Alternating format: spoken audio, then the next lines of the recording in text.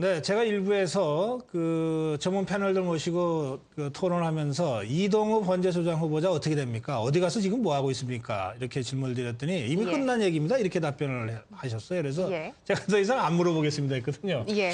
그런데 아직 이 입장 표명이 안 나오고 있습니다. 그래서 또 짚을 건 짚어야죠. 네, 맞습니다. 그래서 이번에는요, 인사청문 특위에 함께했던 판사 출신의 서기호 진보정의당 의원으로부터 이동욱 헌재소장 후보자에 대한 입장을 좀 들어보겠습니다. 안녕하세요. 네, 어서 오세요. 안녕하세요. 예. 네. 청문 해보시니까 어떠세요? 네. 뭐 이동 후보자가 이제 워낙 여러 가지 의혹들이 많았지 않습니까? 예. 근데 이제 의혹들이 그 청문회 과정에서 그 좀 시원하게 해소가 안 됐습니다. 사실 그게 가장 큰 문제였던 것 같고요. 그 이후에도 그래서 이제 새누리당 의원들 사이에서도 네. 청문회 위원 중에 새누리당 의원이 7분이셨는데 그 중에 뭐 일부 의원들도 네. 좀 청문회 과정에서 좀 답답해하시고 예. 네, 그랬었습니다. 김성태 의원은 부적격을 공개적으로 하시고 네, 그렇습니다. 그다음에 네. 안효대 의원도 처음에는 적격이었다가 이거 아닌 것 같습니다라고 예. 유보로 돌고 네, 네네. 그렇습니다. 새누리당 의원들까지 그럴 정도니까 네네. 분위기가 어땠는지 제가 짐작은 되는데 예, 예. 그 서기호 의원님도 판사 하셨잖아요. 예, 예. 그러니까 법조계로서는 한참 선배잖아요. 예, 그렇습니다. 참 심정이 어떠셨어요? 추궁은 해야 되고 예, 예, 예. 좀 난감하죠. 법 판사 중에서도 이제 저는 단독 판사 출신이고요. 예. 그다음에 이제 그 위에 부장 판사, 뭐 그다음에 고등법원 부장 판사, 뭐 법원장, 뭐 대법관 이런 순서로 이렇게 사실 그 야, 원래는 층층 이제 시야가 층층이 많네요. 있습니다. 예. 원래 이제 뭐 헌법이나 법률에는 그냥 뭐 판사와 대법관만 있도록 아. 돼 있지만 실제로는 이제 그 차이가 있죠. 음. 그래서 굉장히 높은 분이죠. 저로서는 아. 제가 예. 판사였을 때는 굉장히 높은 분이었죠. 예. 그래서 근데 이제 또 제가 이제 국회의원 신분이 됐으니까 또 국민의 목소리를 가감없이 전달을 해야 되고. 네네. 글쎄 말이에요. 네. 힘드셨겠어요. 네, 한 인터뷰에서 근데 의원께서 법원 내 판사들 사이에서 그리고 또 헌재소 내에서도 기피 대상 1호다 이런 말씀을 하셔서 사실 좀 네. 기사화가 많이 됐었어요. 예. 어떤 근거로 그런 말씀을 하신 거죠? 그거는 뭐 제가 지어낸 말은 아니고 예, 사실 예. 이제 실제로 들리는 말이었고요. 네네. 내부에서.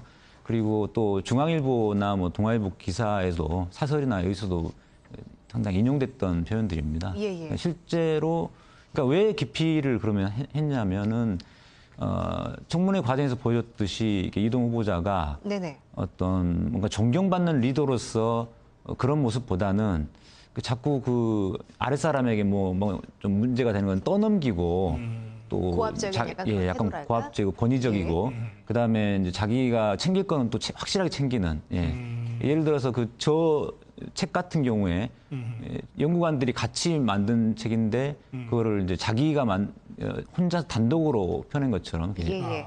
한다든가 뭐 이런 네네. 형태 그런 모습들 속에서 이제 그 존경받는 리더의 모습은 아니었죠. 예. 그래요.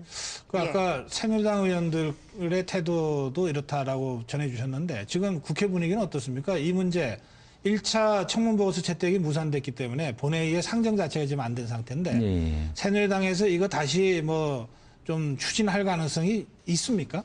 지금으로서는 없는 것 같습니다. 전혀 없다? 예, 예. 예. 그러면 끝난 일이네요, 진짜? 예, 사실상 뭐 사퇴만 남아 있는 상태입니다. 예. 예. 사퇴가 된다면은 이제 또 어느 인물이 헌재소장 후보자로 올 것이냐가 또 관심이 집중이 될 텐데 예. 어떤 인물이 적당하다고 보세요?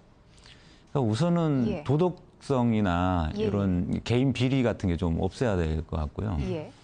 그 다음에는 이제 좀 균형 감각을 갖추신 분이 이제 좋을 것 같습니다. 이게 소장이니까요. 이제 예, 예. 그냥 개별 재판관이라면 자기 소신에 따라서 이런 어떤 여러 가지 성향을 뭐 드러낼 수도 있는 것 같은데, 예. 그 뭐 재판관 구성의 다양화라는 측면에서도 그렇고요.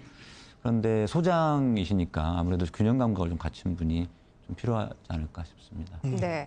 지금 헌법재판소장이 이강국 헌재소장이 사임했잖아요. 이제 예, 예. 임기 만료로. 예, 예.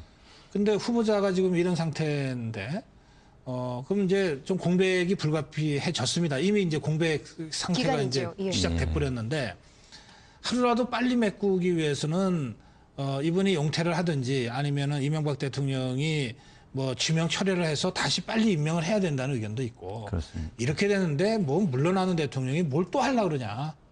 조금 시간은 걸리더라도 박근혜 당선인이 대통령 취임한 이후에 하자. 어느 쪽이십니까, 의원님?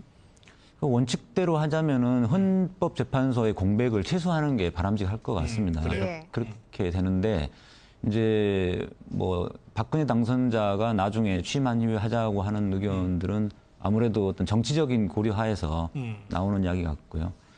근데 이제 제 생각에는 이제 우리 국민들 입장에서 볼 때는 하루라도 헌재 공백이 좀 메워지는 게 예. 필요하다고 봅니다. 네. 이강국 전 헌재소장이 퇴임을 하면서 한 말이 이제 그 호선 이야기를 했어요. 임기를 6년에서 한 2, 3년으로 줄이고 헌법재판관 중에서 좀 돌아가면서 헌재소장을 맡자 이런 얘기를 했는데 호선에 대한 아니면은 그 다른 또 선출 방식에 대한 것 어떻게 좀 생각하고 계세요? 예, 저도 그 예. 이광수 소장님 의견대로 예. 그렇게 좀 바꿀 필요가 있을 것 같습니다. 안 그러면은 지금처럼 이렇게 재판관과 동시에 소장이 임명되는 식이 되는데 예. 그렇다 보면 또 이렇게 공백이 생길 수도 있고요. 예. 다만 이제 그 두 가지 방법은 헌법 개정 사항이어가지고 이게 참 어려운 점이 있습니다. 그 네. 헌법재판소 사실 일반인들은 거기까지 갈 일이 별로 없잖아요. 예, 예. 그런데 굉장히 중요한 또 상징성이 큰 그 기관이잖아요. 이게 이 처리하는 그 사건이 대략 어느 정도 됩니까? 그게 건수로 제가 말씀드리기 좀 어려운데, 예. 굉장히 그 대법원 같은 경우는 굉장히 많습니다. 대법관님들은 굉장히 많은 사건들 처리를 하고 있는데, 예. 그 헌법재판소는 조금 그보다는 조금 더 양으로는 적은 것 같습니다. 다만 이제 그 헌법재판이라는 게 좀 특수해가지고 예. 예. 좀 외국의 사례들을 많이 좀 접해야 되는 게 있고요. 네. 말 그대로 헌법의 해석을 하는 거기 때문에 여러 각기각층의 의견을 들어봐야 되고 네. 좀 그런 그렇군요. 좀 절차가 좀 복잡한 건 있습니다. 헌법재판소에서의 판결은 사실상 헌법에 대한 최종적인 판결인 예. 거죠. 네, 그렇습니다. 그렇기 때문에 하나하나가 아무리 작은 사건이라도 굉장한 그 상징성과 파급력을 가지게 된다. 예. 그래서 그 국민 눈높이에서 볼 때 이 공백 기간은 최소화되는 것이 좋다. 네, 네. 그렇습니다. 오늘 예. 여기까지 말씀 듣겠습니다. 고맙습니다. 고맙습니다. 네, 감사합니다. 네. 예.